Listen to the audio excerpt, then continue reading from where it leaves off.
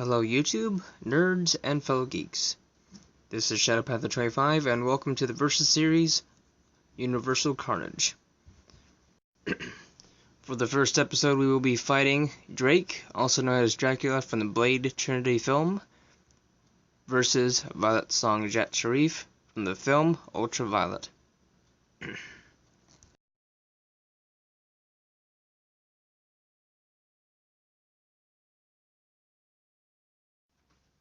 Born in ancient Sumeria, and worshipped under the title of Dagon by the Babylonians, Drake, also known as Dracula, was the first of his kind, a vampire species known as the Hominus Nocturnus. Becoming disgusted with the society that he had to live in, Drake went into hiding from the world and fled to Iraq, where he would spend the remainder of his time in a hidden temple. In the 21st century, a slayer known as Blade, who was half vampire, half human, had become a huge problem for the vampiric race.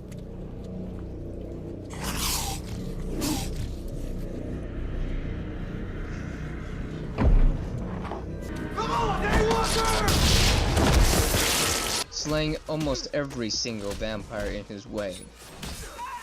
Blade had spread fear throughout the vampire society, making his name worldwide amongst vampires. In 2004, 3 vampires, Danica Talos, Asher Talos, and Jarko Grimwood, would set out to Iraq and reawaken Dracula. Their plan? Kill Blade and take over the entire world. Blade. Ready to die. I was born ready, motherfucker. Motherfucker. I like that.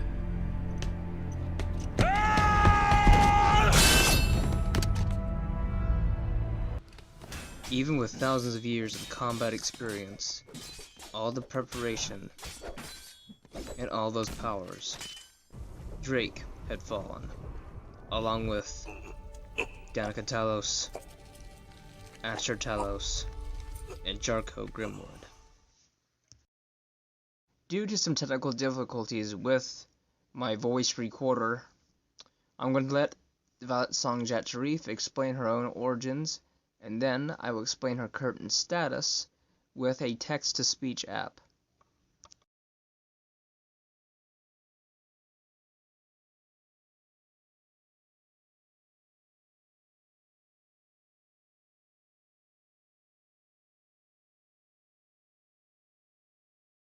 Yes, I was born into a world you may find hard to understand. Trouble began when an American weapons lab discovered an obscure virus that had been around for centuries. They tried to modify it to create faster and stronger soldiers. But instead, they created a more contagious form of the disease, a strain called HGV, hemophagic virus. And that's when the disease got out. Everything changed. As previous ages were defined by terrorism, this one was defined by fear of disease. The medical establishment took it upon itself to protect its public. At first, requiring victims to wear identifying armbands, then rounding them up in special camps and facilities. Until finally, people just stopped hearing from them. The trouble began for me the day I learned I was pregnant. The same day I lost my husband, my future, and my life. I contracted the disease and lost my baby. With those few on the outside, I formed a resistance. Went underground and began fighting back. And so began the Blood Wars. A militant medical group headed by Vice Cardinal Ferdinand Daxis has taken control of the government and begun rounding up infected citizens and exterminating them in order to contain the virus.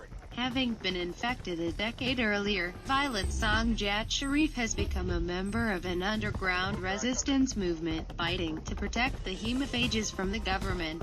Working with the resistance, Violet steals a weapon that was apparently created to exterminate all hemophages, only to discover that it is a young boy named Six. rather than kill the child. Violet flees with the boy, believing that a cure for the disease can be reverse engineered from the antigens before he dies from them. She eventually converses with Daxus, who tells her that the boy is his son.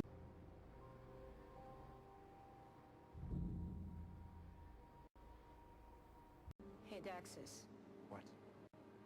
You're full of shit. But she does not believe him. Instead, she takes him to her friend Garth, who tells her the boy has no antigens and he has no value to anyone.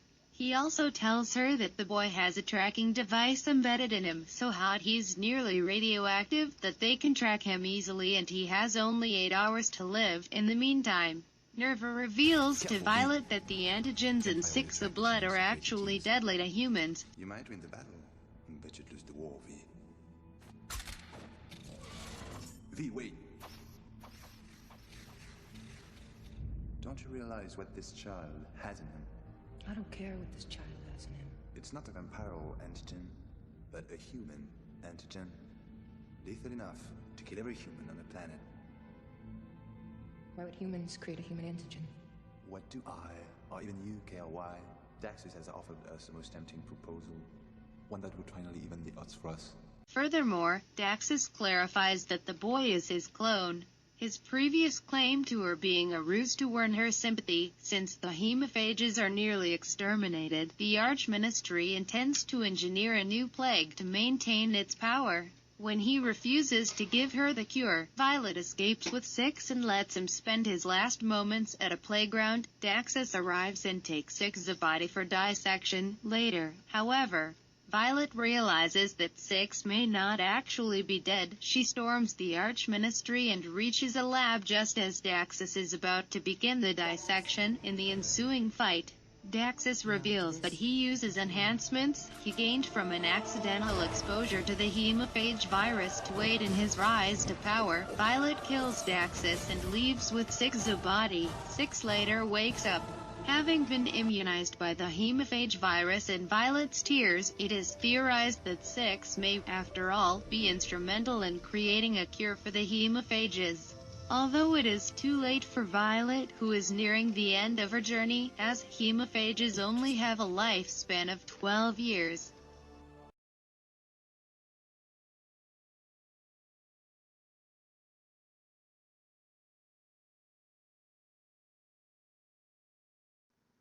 Drake was a vampire standing at 6 feet and 2 inches, was around 6,000 to 7,000 years old, appearing as a man in his 40s, and was in amazing physical condition, as vampires age much slower than humans do, but in my opinion not as advanced as Drake's.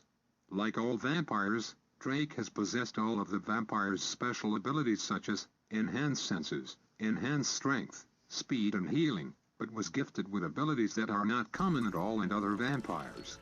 He was given the ability to shapeshift into almost anyone he wished, and could even mimic their voice. He also has the ability to elongate his joints and limbs, as he showed off this ability while trying to kidnap a child named Zoe, who was hiding in a ventilation shaft.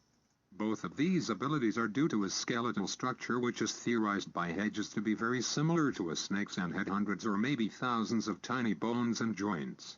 His full capability and length to elongate his limbs is not confirmed, but it is for certain that this is not an ability he would use in combat.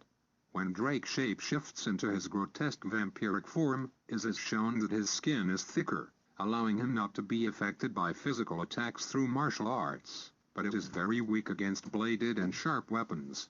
As for vampire weaknesses, Drake has no traditional weaknesses but only seems to be weak against the Daystar virus, which led to his death, mere minutes after being stabbed in the abdomen with an arrow that held the virus inside its pointed tip. Violet was a female vampiric hemophage that stood up to 5 feet and 9 inches, and was in her early 30s, who was extremely physically fit, as she is a very well-trained martial artist. Her abilities are enhanced strength, speed, hearing and smell. One ability she did not possess was enhanced healing and the ability to see in the dark. Some people claim she has the ability to heal, but this does not seem to be factual, as Violet had cuts on both of the palms of her hands after constantly grabbing a blade of a sword and using it against her foes. Once she discovers this, She randomly fires her weapon, and places the hot barrel against her hands to stop the bleeding. But this did not seem to work either, as seen. Once she walks towards Daxus's facility, the camera pans down and you see a trail of blood following her. Drake gets the edge for physical attributes, physical abilities, for he has a far greater range of abilities than Violet.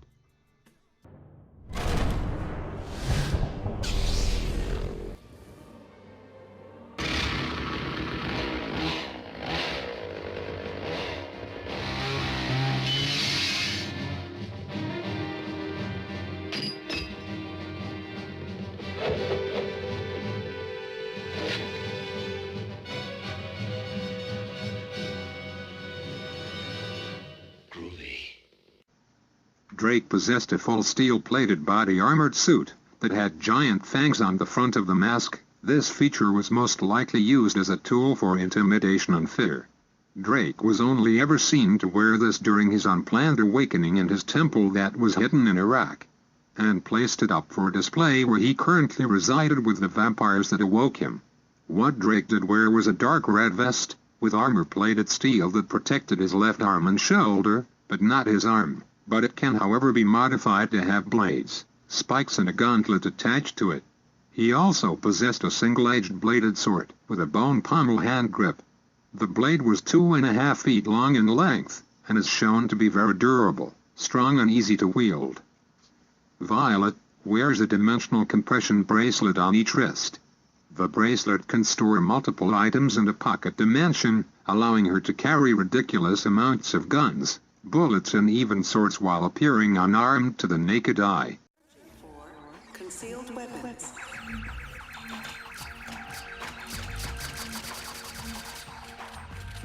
Number of weapons found. Many. Her guns carry a hidden feature, where retractable blades will extend from the base of the hand grip, allowing her to perform physical attacks with e-gun skills. The sword she wielded the most was a double-edged sword without a pointed edge. The blade length was 29.5 inches and was mainly used as a slashing weapon. On her belt she wears a gravity-leveling device, which can shift the direction of the gravitational field around her, allowing her to walk on walls uneven on the ceiling. But she tends to use this weapon for a last resort for escaping, and most likely stealth. Her motorcycle also possesses a gravity-enhanced device that allows her to drive up and along the sides of buildings and other vehicles. But this is not something Violet would use in one-on-one combat. She even carries several three-dimensional holographic projectors that allow her to create a realistic hologram of herself or others, but only uses this as a tool of deception and as a distraction. It is obvious. Violet gets the edge in weaponry and armament.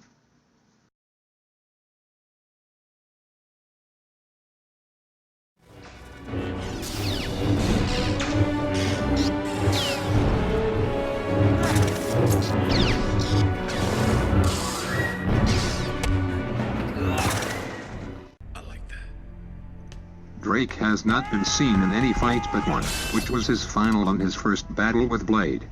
During this fight, Drake shows that he is a force to be reckoned with, as well as an overwhelming powerhouse.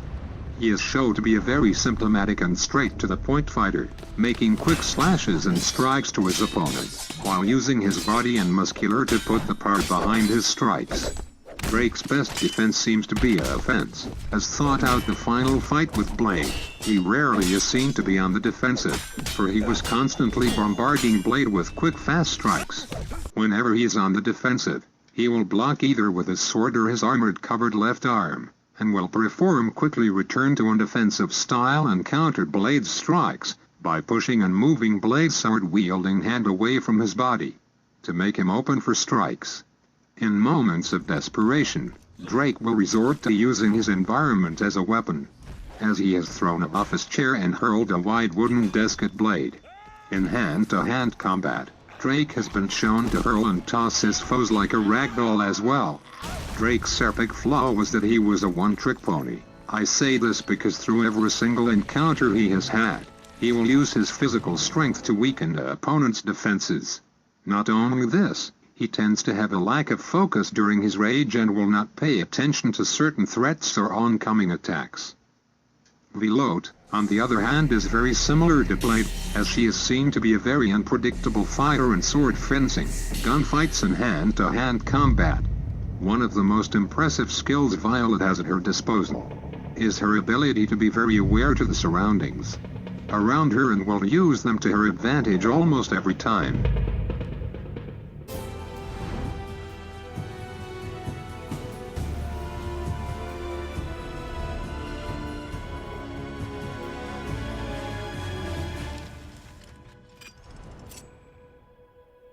She used their sunglasses as small mirrors to allow her to see what is going on in all directions that she was not facing. Instead of fighting, she dodged and weaved over every single gunshot round with the grace of a professional dancer, allowing her opponents to basically kill themselves.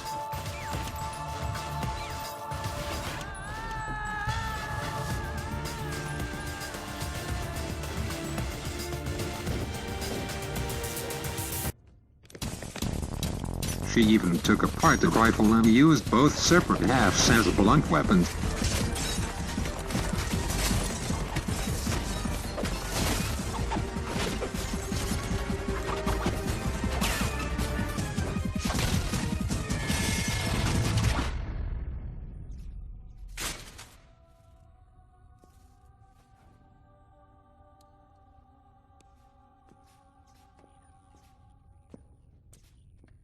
Not to mention the time she used her enemy's long hair against them. Are you 1/10 as pissed off as I am?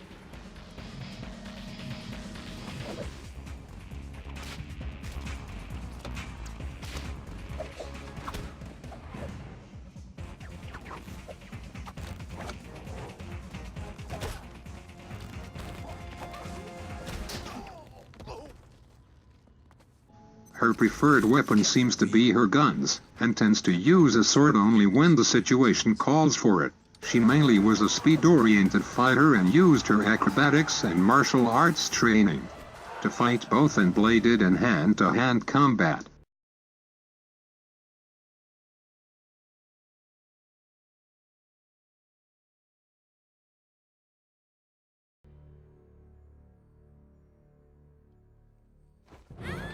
Her style of sword fighting is an evenly based yet flamboyant defense and offensive technique, cutting down most of her opponents with one simple quick strike, once they leave themselves open for attack, and has even been seen shattering two swords into pieces with a well-placed strike.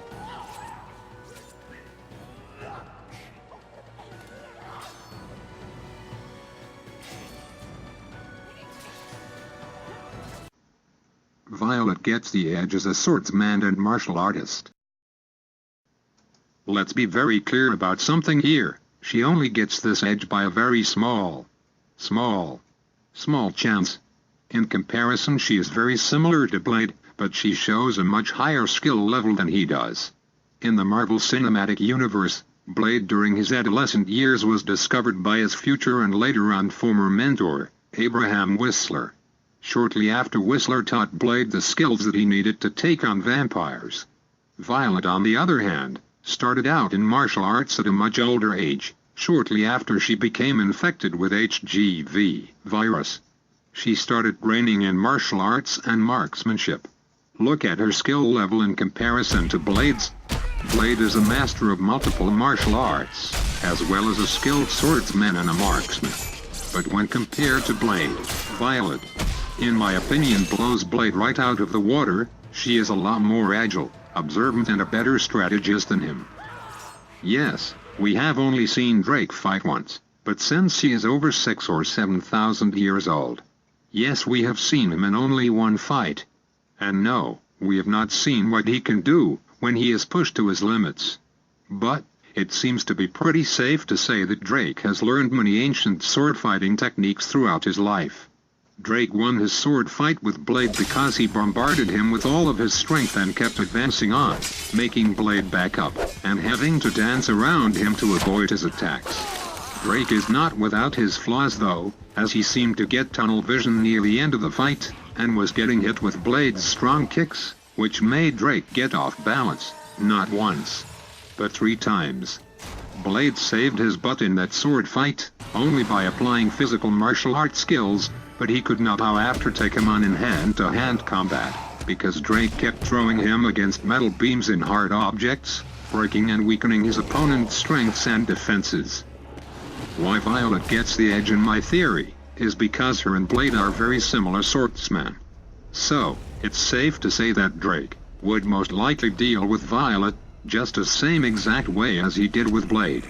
But Violet has proven herself, time and time again, to be very nimble, observant, and to be a very balanced master at multiple styles of combat and techniques, even evading danger. She reminds me of a samurai mixed with a ninja on steroids. Now, with that said and done, let's go to the verdict of this fight. Let's set up this fight. I see this fight will take place in an abandoned factory with machinery. Both Violet and Drake will stare each other down, both face each other from a few feet away. They both draw their swords. Drake quickly engages Violet with fierce and aggressive blade word. This will stun Violet, and will start to retreat back, but only for a second, and will apply her acrobatics into the fight, dodging and performing somersaults while blocking and evading his strikes. This enrages Drake, causing him to send a flurry of wild swings and strikes. This leaves him open, and Violet will quickly strike his exposed right side of his torso, and cuts him open. Drake retaliates, this time by using his armored arm to backhand her. This is performed with such force that Violet would be flung into the air from one end of the building to the other. Drake advances after her, and discovers her in a crouched position, coughing up blood and clutching at her chest. Drake smirks, and quickly takes off his armor and shifts into his vampiric form. He stands over Violet and raises his blade in the air, preparing to strike Violet down. Before he does, he asks her if she is ready to die. Violet looks up at him and replies, "Give it your best shot." Drake quickly strikes at her head, but the blade passes through her, and once his sword meets with the ground, it destroys a holographic projector and sparks. Before he can react, he is bombarded by multiple rounds of ammunition through the top of his skull, back and shoulders. He falls to the ground and roars as he discovers that Violet was directly above him. She quickly drops down, with her blade raised, and strikes down at Drake's head just before she lands on her feet. Drake becomes limp, reverts back to his humanoid form, and dies. I declare Violet to be the victor of this episode. Of course, this is strictly my opinion. If you disagree with it, feel free to comment down below and tell me why you feel Drake should have won.